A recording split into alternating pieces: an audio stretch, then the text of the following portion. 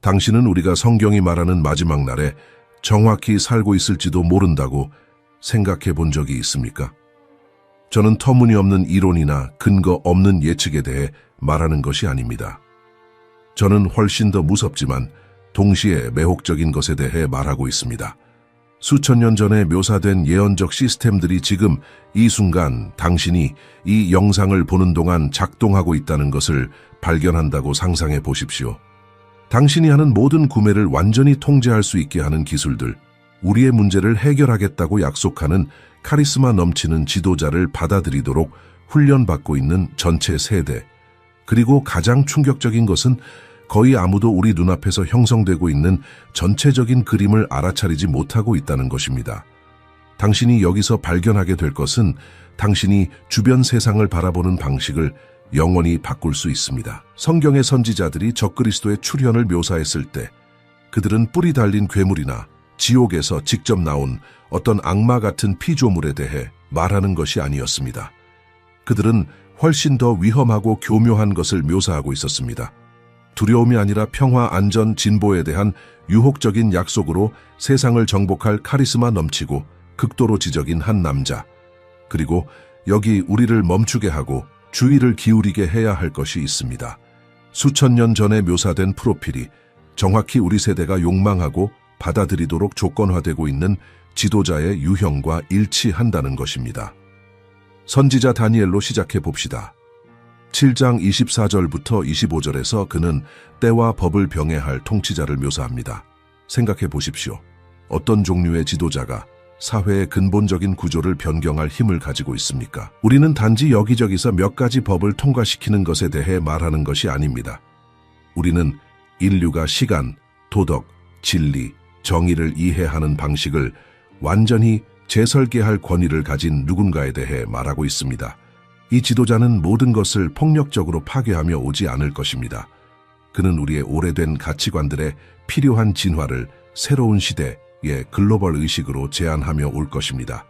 그리고 대중은 모든 변화에 박수를 보낼 것이며 실제로는 가장 오래된 거짓을 받아들이고 있을 때 전진하고 있다고 믿을 것입니다. 이제 사도 바울이 데살로니가후서 2장 3절과 4절에서 묘사한 이 장면을 상상해 보십시오. 그는 하나님의 성전에 앉아 자기를 하나님이라고 내세우는 불법의 사람에 대해 경고합니다. 이것은 평범한 정치 지도자가 아닙니다. 이것은 경배를 요구할 누군가입니다. 자신이 인류의 모든 문제에 대한 해답이라고 수십억 명의 사람들을 확신시킬 누군가. 그는 나는 적그리스도다, 나를 경배하라고 말하며 오지 않을 것입니다. 아닙니다. 그는 해결이 불가능해 보이던 위기들을 해결하며 올 것입니다. 전쟁이 있던 곳에 평화를 가져올 것입니다. 분열되어 있던 것을 통일할 것입니다. 그리고 안정을 절망적으로 원하는 대중은 그를 인류가 기다려온 구원자로 왕관을 씌울 것입니다. 요한계시록 13장은 이 인물에 대한 완전한 그림을 제공합니다.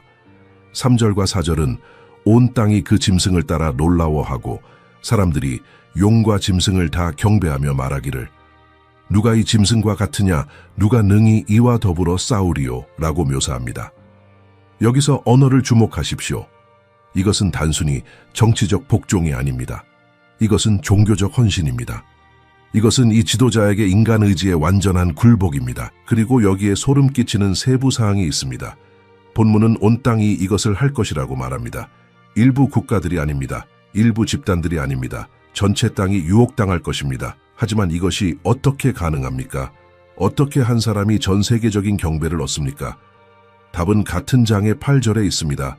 땅에 사는 자들은 다 그 짐승에게 경배하리니 곧 창세 이후로 그 이름이 생명책에 기록되지 못한 자들이라. 이미 작동하고 있는 영적 맹목이 있습니다. 어떤 마음들을 속임에 취약하게 만드는 동시에 다른 마음들은 진리로 보호받게 하는 보이지 않는 준비.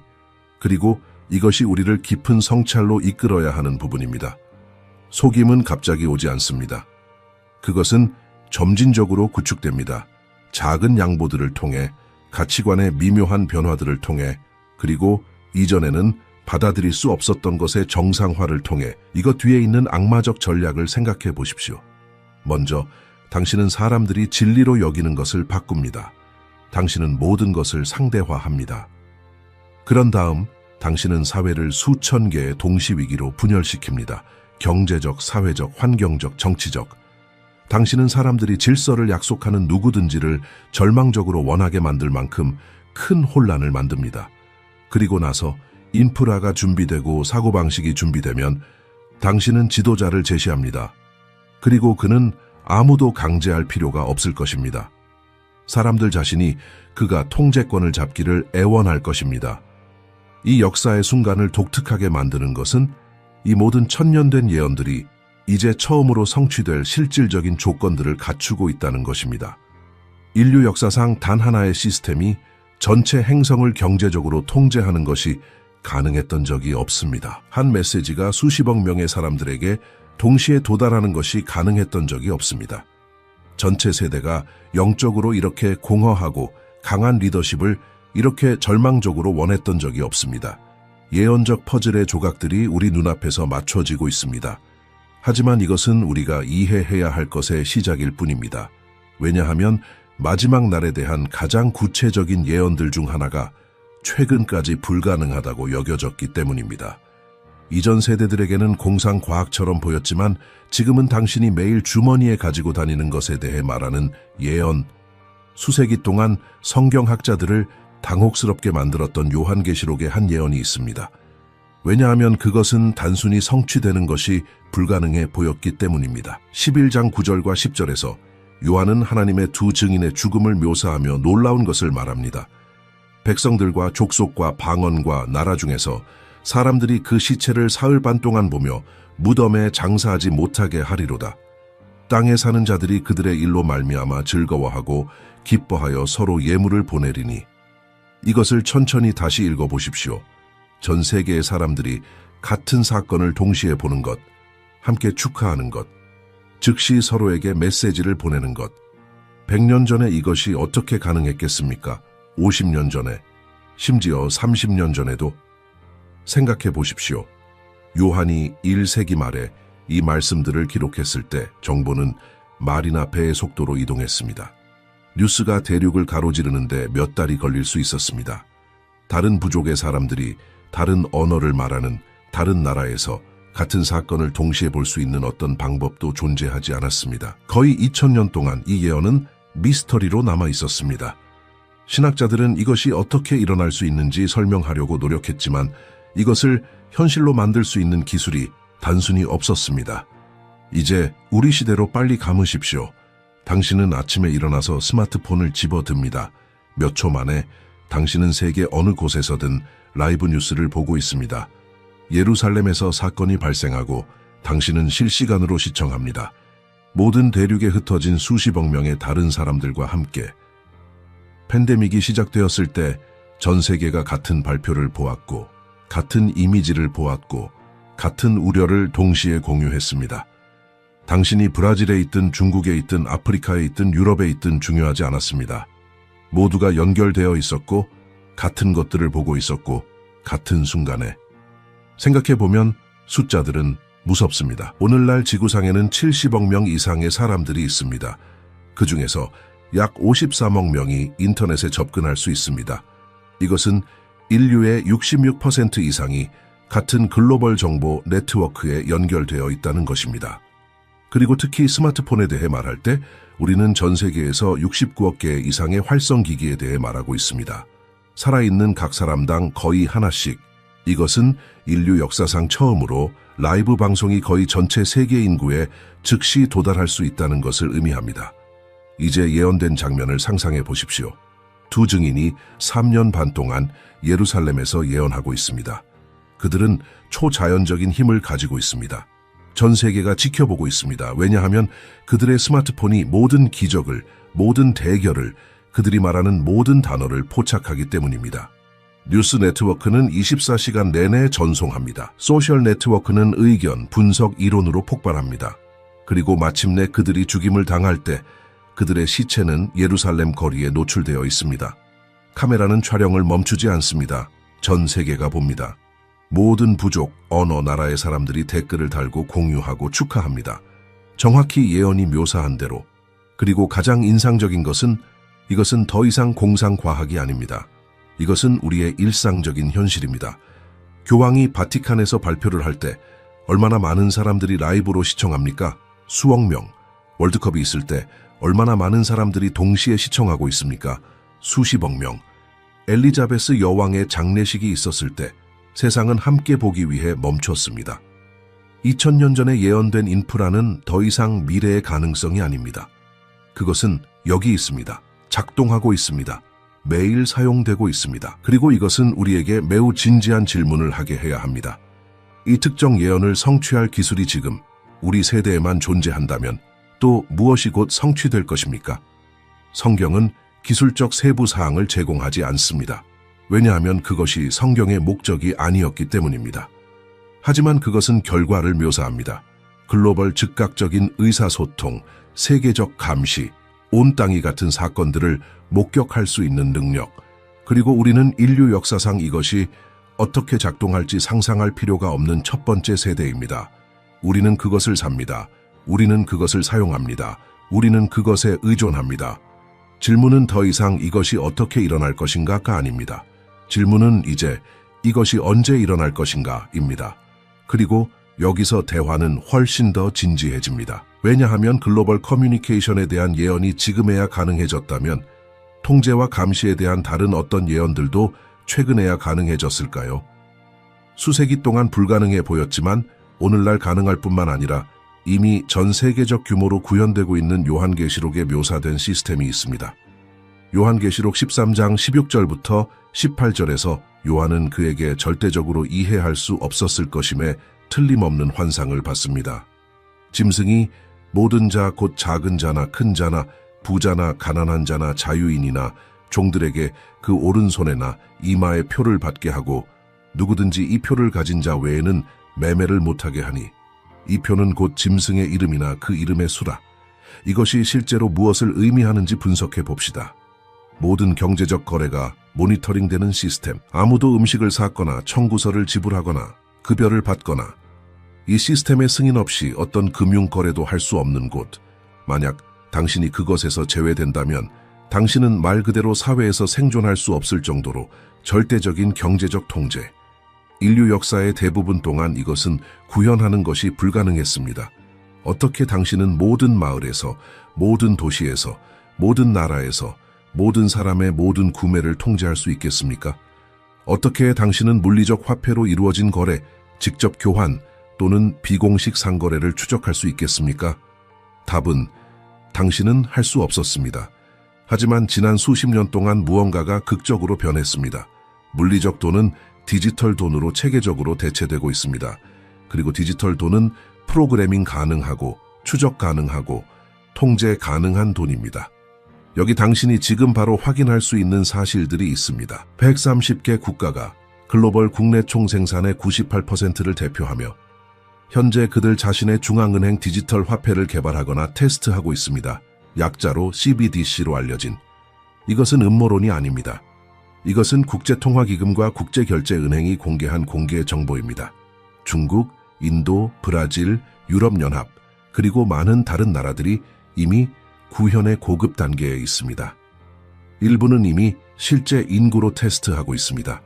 하지만 무엇이 CBDC를 오늘날 당신의 은행 계좌에 있는 돈과 그렇게 다르게 만듭니까? 답은 프로그래밍 가능성입니다. 중앙은행 디지털 화폐로 각 화폐 단위는 그 안에 내장된 특정 규칙을 가질 수 있습니다.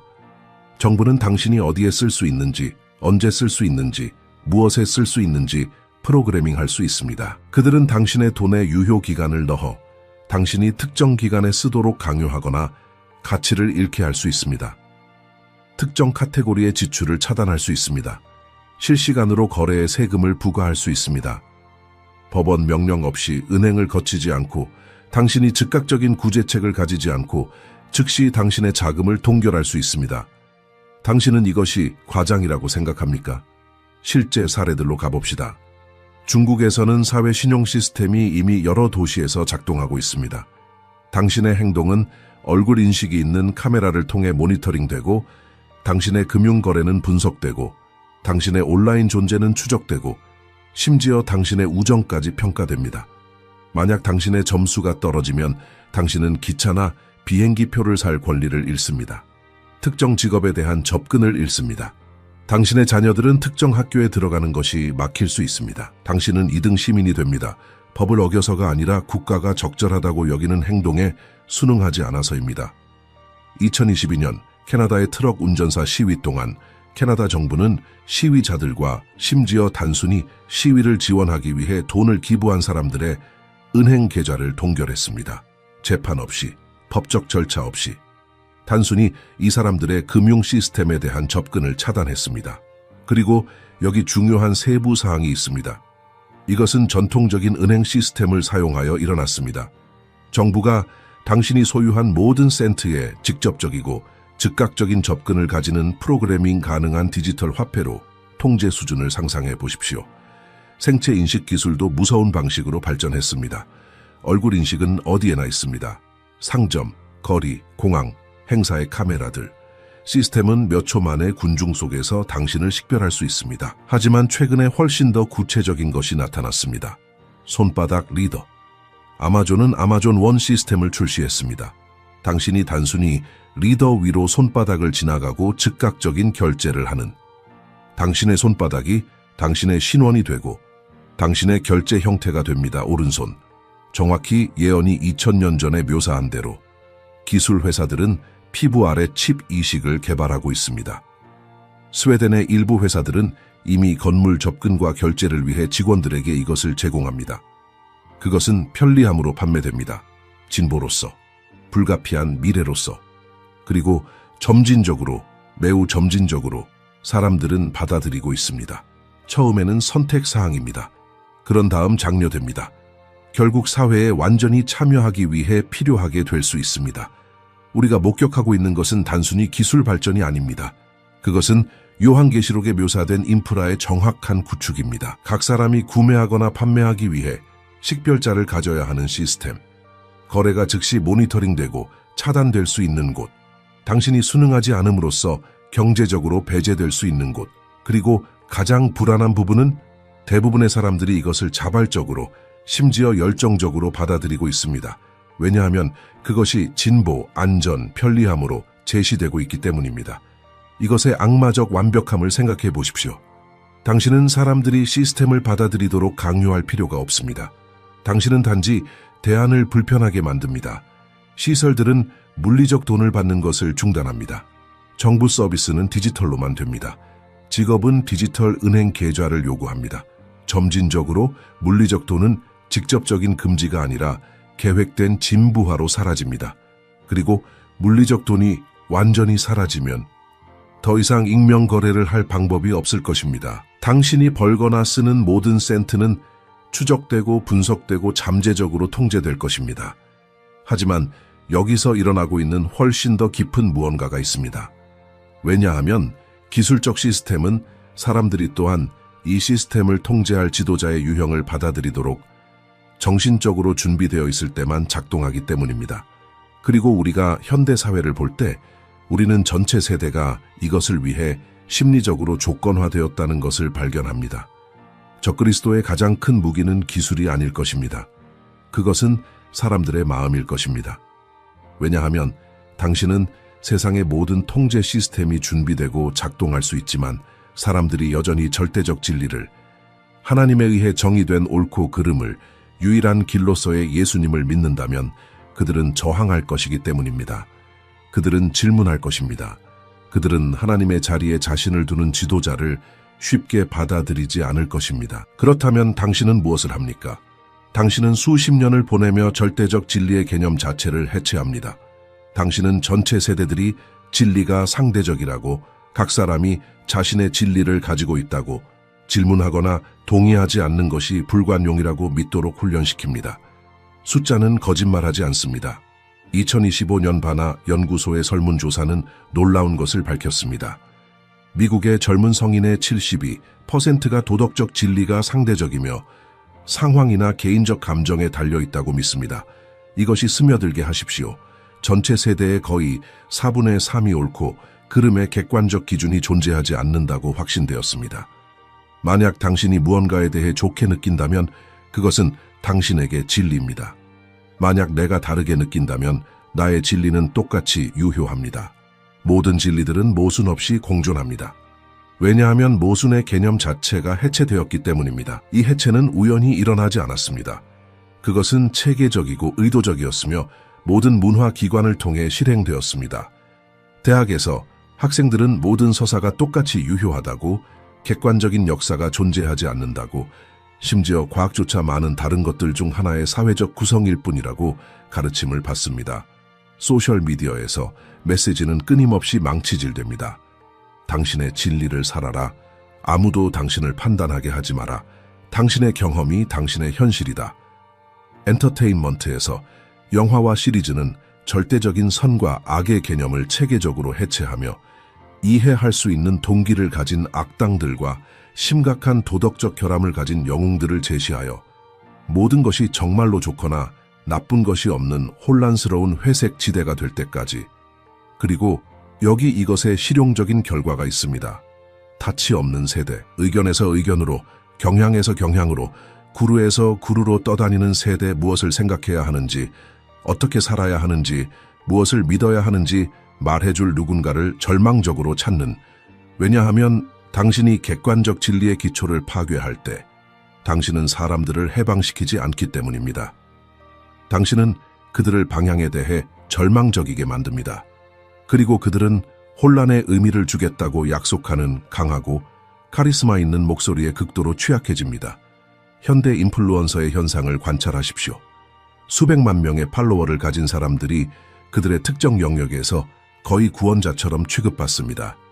그들의 방법이 당신의 삶을 변화시킬 것이라고 약속하는 웰빙 구루들, 부에 대한 마법 공식을 파는 재정 코치들, 여러 종교와 철학의 조각들을 혼합하여 어려운 것을 요구하지 않고 죄와 대면하지 않고 단지 긍정하고 격려하는 입맛에 맞는 메시지를 만드는 영적 지도자들. 그리고 대중은 거의 종교적 헌신으로 그들을 따르며 그들의 말을 성경처럼 인용하고 비판에 대해 그들을 맹렬히 방어하고 그들의 지침에 기초하여 행동과 신념을 바꿉니다. 이것이 바로 적그리스도를 받아들이는 데 필요한 훈련입니다. 왜냐하면 그는 나는 육화된 악이다 라고 발표하며 오지 않을 것이기 때문입니다. 그는 세상이 본 최고의 인플루언서로 올 것입니다. 측량할 수 없을 정도로 카리스마 있는, 비교할 수 없을 정도로 웅변적인, 풀릴 수 없어 보이는 문제들에 대한 해결책으로, 그리고 인간 구원자를 찾도록 훈련받은, 진리가 유동적이라고 믿도록 훈련받은, 가장 자신 있게 말하는 사람을 따르도록 훈련받은 세대는 자신들이 무엇을 하고 있는지조차 깨닫지 못한 채 그의 발 앞에 무너질 것입니다. 성경은 이미 이것에 대해 경고했습니다. 디모데후서 4장 3절과 4절에서 바울은 씁니다. 때가 이르리니 사람들이 바른 교훈을 받지 아니하며 귀가 가려워서 자기의 욕심대로 스승을 많이 두고 또 그 귀를 진리에서 돌이켜 허탄한 이야기를 따르리라. 이 예언은 우리 눈앞에서 성취되고 있습니다. 사람들은 회개, 변화, 하나님께 순종을 요구하는 진리를 원하지 않습니다. 그들은 그들을 긍정하는, 그들을 좋게 느끼게 하는, 그들의 생활 방식에 도전하지 않는 메시지를 원합니다. 그리고 여기에는 또 다른 중요한 요소가 있습니다. 분열. 현대사회는 그 어느 때보다 더 분열되어 있습니다. 정치적으로, 문화적으로, 경제적으로, 인종적으로, 이념적으로 분열되어 있습니다. 각 집단은 자신들이 옳은 편에 있고 다른 편이 악이라고 믿습니다. 사람들은 더 이상 다르게 생각하는 사람들과 존중하는 대화를 할 수 없습니다. 그들은 더 이상 그들의 반대자들에게서 인간성을 볼 수 없습니다. 모든 것이 문화 전쟁, 이념적 전투, 우리 대 그들입니다. 이 분열은 통합할 누군가에 대한 절망적인 욕구를 만듭니다. 분열을 초월하는 누군가, 모두가 포함되고 가치 있다고 느끼게 하는 누군가. 적그리스도는 정확히 그것이 될 것입니다. 그는 위대한 통합자가 될 것입니다. 모든 편에 동시에 말할 수 있는 사람, 보수주의자와 진보주의자, 종교인과 무신론자, 자본주의자와 사회주의자 모두가 그가 그들의 우려를 이해한다고 느끼게 할 수 있는 사람. 그는 포용, 관용, 다양성 속의 통일의 언어를 사용할 것입니다. 그리고 도덕적 상대주의로 훈련된 세대는 믿기를 완전히 물 것입니다. 왜냐하면 그가 그들이 욕망하도록 조건화된 정확히 그것을 제공하고 있을 것이기 때문입니다. 하지만 이 속임수에는 또 다른 층이 있습니다. 왜냐하면 준비된 것은 단지 세속사회만이 아니기 때문입니다. 종교적 구조 자체가 이 지도자를 받아들이도록 형성되어 왔습니다. 그리고 당신이 전 세계 종교 현장에서 무슨 일이 일어나고 있는지 이해할 때 예언적 그림은 훨씬 더 명확하고 불안해집니다. 만약 적그리스도가 세상을 통치하고 경배를 요구할 것이라면 그는 모두가 받아들일 수 있는 종교가 필요합니다. 그리고 여기 문제가 있습니다. 세계의 주요 종교들은 근본적으로 화해할 수 없는 차이점들을 가지고 있습니다. 성경적 기독교는 예수님이 하나님께 이르는 유일한 길이라고 말합니다. 이슬람은 예수님을 하나님의 아들로 거부합니다. 유대교는 여전히 메시아를 기다립니다. 힌두교는 수천 명의 신을 가지고 있습니다. 불교는 심지어 인격적인 신조차 없습니다. 어떻게 당신은 이것을 통일합니까? 답은 간단하고 끔찍합니다. 당신은 각 종교에서 독점적이고 모욕적인 모든 것을 제거하고 최소 공통 분모에 기초한 보편적 종교를 만듭니다. 2019년 2월 4일 아부다비에서 역사적이고 예언적인 일이 일어났습니다. 프란치스코 교황과 아라즈하르의 대이맘 아흐마드 알타예브가 세계 평화와 공동 생활을 위한 인류 형제에 관한 문서라는 문서에 서명했습니다. 그리고 이 문서에는 모든 성경적 기독교인이 멈추고 주의를 기울여야 할 문장이 있습니다. 종교, 피부색, 성별, 인종, 언어의 다원주의와 다양성은 현명한 신의 의지이다. 이것을 다시 읽으십시오. 하나님이 다른 종교들을 용인한다고 말하지 않습니다. 종교의 다양성이 하나님의 현명한 의지라고 말합니다. 이것은 예수님이 요한복음 14장 6절에서 말씀하신 것과 직접적으로 모순됩니다. 내가 곧 길이요 진리요 생명이니 나로 말미암지 않고는 아버지께로 올 자가 없느니라. 또는 베드로가 사도행전 4장 12절에서 선언한 것, 다른 이로서는 구원을 받을 수 없나니 천하 사람 중에 구원을 받을 만한 다른 이름을 우리에게 주신 일이 없음이라. 성경적 기독교는 본질적으로 배타적입니다. 예수님은 많은 길들 중 하나의 길이 아닙니다. 그는 유일한 길입니다. 하지만 이 배타성은 통합된 세계 종교에 받아들일 수 없습니다. 그렇다면 우리는 오늘날 무엇을 봅니까? 모든 전통의 종교 지도자들이 그들이 공통으로 가진 것을 강조하고 교리적 차이를 최소화하기 위해 모이는 대규모 종교 간 운동. 아부다비에서는 아브라함 가족의 집이 개관되었습니다. 같은 지붕 아래 모스크, 회당 교회를 수용하는 복합 건물. 아름답게 보이지 않습니까? 진보처럼 보입니다. 영적 진화처럼 보입니다. 하지만 실제로 일어나고 있는 것은 예수 그리스도가 그의 배타성을, 그의 독특한 신성을, 하나님과 사람들 사이의 유일한 중보자로서의 그의 위치를 잃는 종교적 구조의 창조입니다. 기독교 교회 내부에서조차 자유주의 신학은 암처럼 진전해왔습니다. 신학교들은 성경이 단지 오류와 모순으로 가득 찬 오래된 텍스트일 뿐이라고 가르칩니다. 설교자들은 지옥이 존재하지 않는다고, 모든 길이 하나님께 이른다고, 예수님은 단지 좋은 도덕적 교사였을 뿐이지 육화된 하나님의 아들이 아니었다고 말합니다. 전체 교단들이 현대 문화에 더 관련성 있고 포용적이 되기 위해 근본적인 성경적 교리들을 버리고 있습니다. 그리고 수백만 명의 명목상의 기독교인들은 이러한 변화에 박수를 보냅니다. 왜냐하면 진정한 성경적 교리들은 너무 가혹하고 구식이고 불관용이기 때문입니다. 요한계시록은 정확히 이것을 묘사합니다. 13장 8절과 12절에서 우리는 전 세계가 짐승을 경배할 것을 봅니다. 어린 양의 생명책에 이름이 기록된 자들을 제외하고. 그리고 17장 1절부터 5절에서 요한은 자주색과 주홍색 옷을 입고 많은 물 위에 앉아있는 창녀를 봅니다. 이마에 이름을 가지고 있습니다. 큰 바벨론이라, 땅의 음녀들과 가증한 것들의 어미라. 이것은 마지막 날의 거짓 종교입니다. 영광스럽고 부유하고 강력해 보이지만 창녀인 종교. 왜냐하면 권력, 영향력, 세계적 수용과 교환하여 참 하나님께 대한 충실함을 버렸기 때문입니다. 그리고 여기 이것을 매우 기만적으로 만드는 것이 있습니다. 이 거짓 종교는 기독교적 언어를 사용할 것입니다. 사랑, 평화, 통일, 형제에 대해 말할 것입니다. 심지어 일부 성경 구절을 인용할 것입니다. 하지만 십자가의 추문을 제거할 것입니다. 회개의 필요성을 제거할 것입니다. 그리스도의 배타성을 제거할 것입니다. 죄에 대한 신적 심판을 제거할 것입니다. 남는 것은 길들여지고 편안하고 모두를 긍정하고 아무도 화나게 하지 않고 아무도 구원하지 않는 종교입니다. 디모데전서 4장 1절부터 3절까지는 마지막 날의 배교에 대해 경고합니다. 성령이 밝히 말씀하시기를 후일에 어떤 사람들이 믿음에서 떠나 미혹하는 영과 귀신의 가르침을 따르리라 하셨으니 자기 양심이 화인을 맞아서 외식함으로 거짓말하는 자들이라. 배교는 세상이 하나님을 거부하는 것이 아닙니다. 배교는 교회가 진리를 버리는 것입니다. 그리고 우리는 이것이 산업적 규모로 일어나는 것을 보고 있습니다. 전체 교회들이 배교하고 전체 지도자들이 근본적인 진리들을 타협하고 전체 운동들이 종교적 혼합주의를 받아들이고 있습니다. 그리고 적그리스도가 나타날 때 이 종교적 구조는 이미 그를 받아들일 준비가 되어 있을 것입니다. 그는 모든 종교가 받아들일 수 있는 위대한 영적 지도자가 될 것입니다. 그는 표적과 기사를 행할 것입니다. 그는 지혜와 평화의 말을 할 것입니다. 그는 유대인, 기독교인, 무슬림, 힌두교인, 불교인 모두를 공통의 깃발 아래 통일할 것입니다. 그리고 대다수는 이것을 인류의 가장 큰 영적 진보로 축하할 것입니다. 그들이 막 최종 속임수를 받아들였다는 것을 깨닫지 못한 채.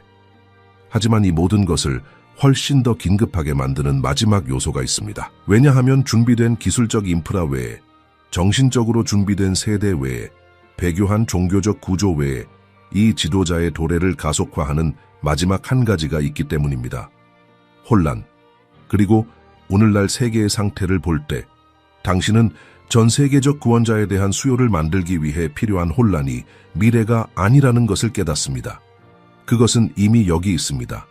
세상은 불타고 있습니다. 이것은 과장이 아닙니다. 이것은 우리가 살고 있는 현실에 대한 냉정한 평가입니다. 퍼지는 군사 분쟁, 붕괴 직전에서 떨고 있는 경제, 파열 지점까지 양극화된 사회, 실존적 공황을 만드는 기후위기, 우리 문명이 얼마나 취약한지 드러내는 팬데믹, 그리고 이 모든 혼란 속에서 패턴이 나타나고 있습니다. 이 모든 것을 고칠 수 있는 누군가에 대한 점점 커지는 거의 절망적인 외침, 강한 누군가, 해결책을 가진 누군가, 세상을 통일하고 질서를 회복할 수 있는 누군가. 그리고 이 외침은 정확히 그런 유형의 리더십을 위해 이미 기반을 준비하고 있는 글로벌 기관들에 의해 신중하게 조율되고 증폭되고 있습니다. 이것 뒤에 있는 예언적 전략으로 시작해 봅시다.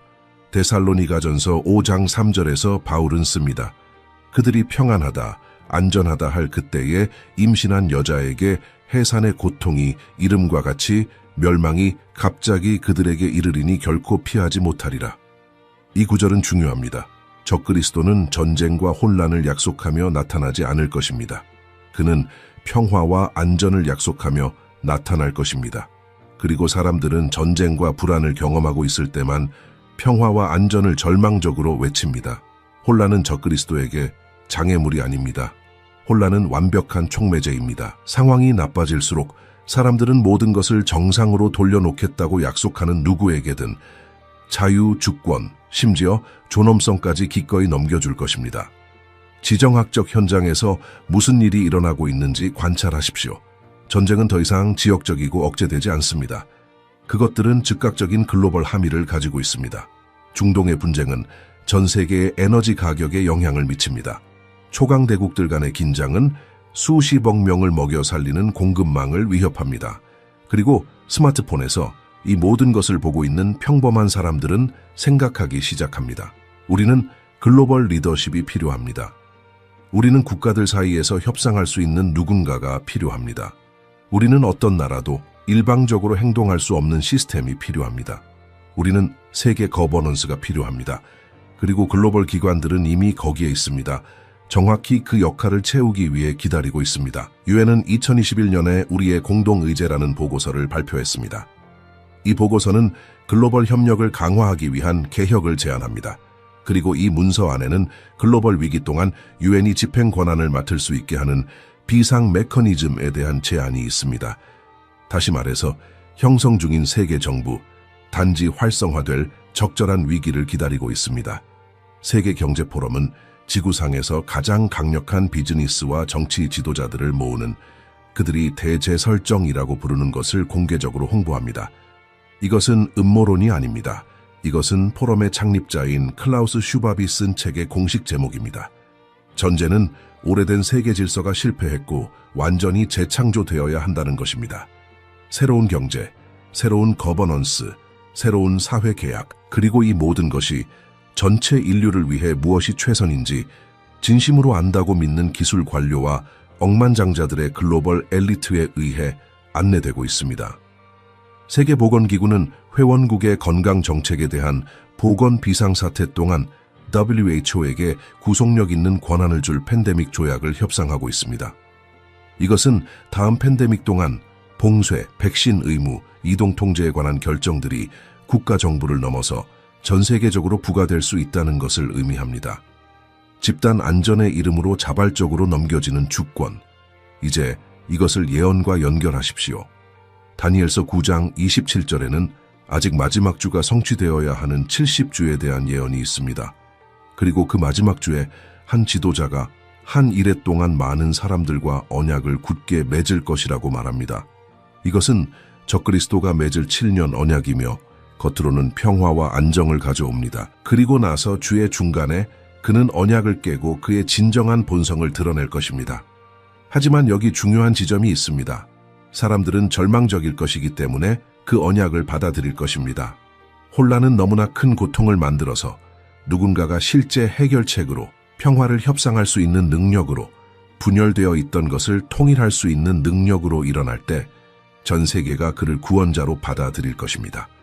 위기 동안 대중의 심리를 생각해 보십시오. 사람들이 두려워할 때, 그들이 내일을 예측할 수 없을 때, 모든 것이 무너지는 것처럼 보일 때, 그들은 정상적인 때에는 결코 하지 않을 양보를 합니다. 그들은 이전에는 거부했을 감시를 받아들입니다. 이전에는 저항했을 통제를 받아들입니다. 이전에는 의문을 제기했을 권위주의적 리더십을 받아들입니다. 그리고 이 모든 것을 정당화하며 말합니다. 이것은 특별한 조치를 요구하는 특별한 시대입니다. 이것이 바로 적그리스도가 사용할 심리적 창입니다. 그리고 이러한 특별한 조치들을 구현할 인프라는 이미 존재합니다. 우리는 이미 프로그래밍 가능한 디지털 화폐에 대해 이야기했습니다. 우리는 이미 생체 인식에 대해 이야기했습니다. 우리는 이미 글로벌 감시에 대해 이야기했습니다. 우리는 이미 권력을 중앙 집중화할 준비가 된 국제기구들에 대해 이야기했습니다. 모든 조각이 제자리에 있습니다. 부족한 것은 충분히 큰 위기와 충분히 카리스마 있는 지도자뿐입니다. 그리고 둘 다 나타날 때 변화는 빠를 것입니다. 왜냐하면 사람들은 단순히 새로운 시스템을 받아들이지 않을 것이기 때문입니다. 그들은 그것을 애원할 것입니다. 요한계시록 13장 4절에는 짐승이 나타날 때 사람들이 말할 것이라고 기록되어 있습니다. 누가 이 짐승과 같으냐? 누가 능히 이와 더불어 싸우리요? 이것은 복종하도록 강요당하는 사람들의 외침이 아닙니다. 이것은 진정으로 놀라워하고 진정으로 감명받고 진정으로 그들이 필요로 했던 구원자를 찾았다고 확신하는 사람들의 외침입니다. 그들은 자신들이 적그리스도를 경배하고 있다는 것을 깨닫지 못할 것입니다. 그들은 인류가 만들어낸 가장 위대한 지도자를 지지하고 있다고 생각할 것입니다. 그리고 여기 우리를 잠 못 이루게 해야 할 질문이 있습니다. 세상이 충분히 절망적이 되기 전에 얼마나 더 많은 혼란이 필요합니까? 주위를 둘러보십시오. 예언적 기준으로 측정하면 많이 부족하지 않은 것 같습니다. 기술적 시스템은 준비되었습니다. 정신적 준비는 완료되었습니다. 종교적 구조는 타협되었습니다. 그리고 혼란은 가속화되고 있습니다. 모든 예언적 요소들이 인류 역사상 처음으로 수렴하고 있습니다. 남은 유일한 질문은 만약이 아니라 언제입니다. 그리고 이것은 우리 각자가 공허한 추측이 아니라 진지하고 깊은 영적 준비로 대답해야 하는 질문입니다. 당신이 이 모든 조각들을 합칠 때 나타나는 그림은 동시에 무섭고 매혹적입니다. 불과 수십 년 전만 해도 불가능했던 예언의 성취를 가능하게 하는 기술. 단지 이론화되는 것이 아니라 전 세계적 규모로 적극적으로 구현되고 있는 경제 통제 시스템, 절대적 진리를 거부하고 인간 구원자를 찾도록 심리적으로 조건화된 전체 세대, 대규모로 배교하며 진정한 성경적 기독교를 제외한 모든 믿음을 수용할 수 있는 세계 종교를 만들고 있는 종교적 구조, 그리고 수렴하는 위기들이 모든 것을 고치겠다고 약속하는 지도자에 대한 절망적인 외침을 만들어내고 있습니다. 인류 역사상 이 모든 요소들이 동시에 존재했던 적이 없습니다.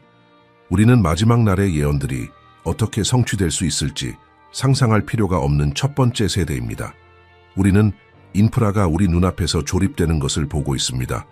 하지만 여기 중요한 부분이 있고 저는 당신이 이것에 매우 주의를 기울이기를 바랍니다. 이 대화의 목적은 공황을 만드는 것이 아닙니다. 당신이 두려움 속에서 살게 하는 것이 아닙니다.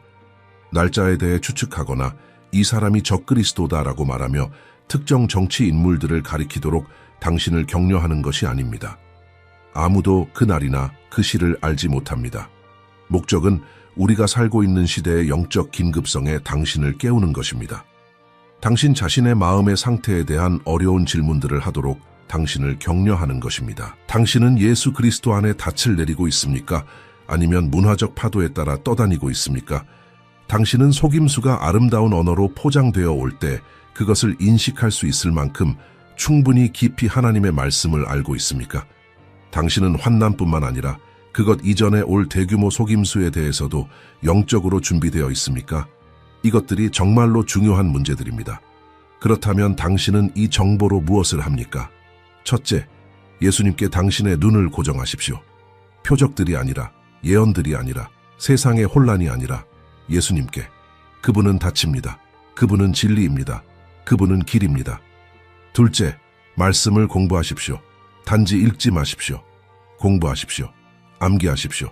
어떤 속임수도 당신을 그것에서 끌어낼 수 없을 정도로 깊이 그것이 당신 안에 스며들게 하십시오. 셋째, 기도하십시오. 분별력을 구하십시오. 지혜를 구하십시오. 성령님이 당신을 배교로부터 지켜주시기를 구하십시오. 넷째, 영원한 목적으로 사십시오. 시간이 있는 동안 진정한 복음을 나누십시오. 믿음 안에서 당신의 가족을 강화하십시오. 편의를 위해 진리를 타협하지 않을 다른 진정한 신자들과 공동체를 세우십시오. 그리고 마지막으로 희망을 유지하십시오. 예, 어려운 시기가 오고 있습니다. 하지만 우리는 이야기가 어떻게 끝나는지 알고 있습니다. 그리스도께서 승리하십니다. 진리가 이깁니다. 그리고 충실하게 남아있는 자들은 그분과 함께 영원히 통치할 것입니다. 이것은 절망의 이유가 아닙니다. 이것은 희망으로 가득 찬 경계의 이유입니다. 이제 저는 당신으로부터 듣고 싶습니다. 이 표적들이 당신이 세상을 보는 방식에 영향을 미쳤습니까? 당신은 주변에서 일어나고 있는 이러한 미묘한 변화들을 알아차렸습니까? 댓글에 당신의 성찰 의문 관찰을 남겨주십시오. 이것은 우리가 믿음의 공동체로서 가져야 할 대화입니다. 그리고 이 영상이 당신이 이전에 보지 못했던 것에 대해 당신의 눈을 열었다면 당신이 사랑하는 사람들과 공유하십시오. 그들은 우리가 살고 있는 시대를 이해할 필요가 있습니다. 지혜와 흔들리지 않는 믿음으로 이 마지막 날들을 항해하는 데 도움이 될 더 많은 콘텐츠를 위해 채널을 팔로우하는 것을 잊지 마십시오. 그리고 시대의 표적들과 그리스도 안에서 우리가 가진 희망에 대해 훨씬 더 깊이 파고드는 성경 예언에 관한 우리의 완전한 재생 목록을 시청하십시오. 시대는 진지하지만 우리의 희망은 어떤 환난보다 큽니다. 예수님께 당신의 눈을 고정하십시오. 그분은 신실하십니다. 그리고 그분은 돌아오실 것입니다. 마라나타.